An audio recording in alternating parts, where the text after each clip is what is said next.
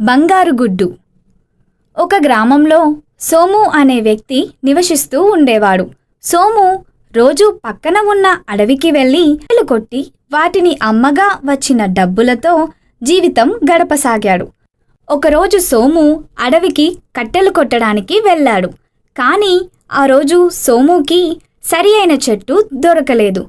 దానితో సోము బాధపడుతూ ఇంటికి బయలుదేరాడు. సోముకి దారిలో ముళ్ళ పొదలలో చిక్కుకున్న ఒక బాతు కనిపించింది. అది చూసిన సోముకి చాలా జాలి వేసింది. వెంటనే ముళ్ళ పొదల నుంచి బాతుని తీసి తనతో పాటు ఇంటికి తీసుకెళ్లాడు.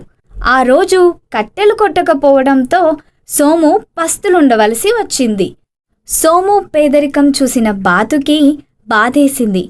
ఆ తరువాతి రోజు ఉదయం బాతుకి ఆహారం పెట్టడానికి బాతు దగ్గరికి వెళ్ళాడు సోము. అప్పుడు బాతు ఒక బంగారు గుడ్డు పెట్టి ఉండటం చూసి ఆశ్చర్యపోయాడు. సోము ఆ గుడ్డును అమ్మి వచ్చిన డబ్బుతో సంతోషంగా గడపసాగాడు. కొన్ని రోజులకు సోము బాగా ధనవంతుడయ్యాడు.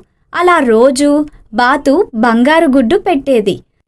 ఆ గుడ్డును అమ్మి సోము ఇంకా చాలా ధనం సంపాదించాడు. సోముకి రోజు గుడ్డు కోసం ఎదురు చూడడం నచ్చలేదు.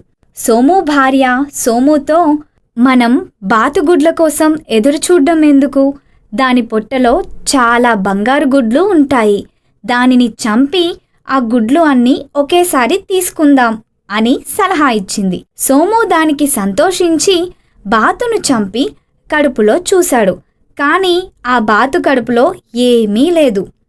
సోము అతని భార్య తమ అత్యాశకి బాధపడ్డారు.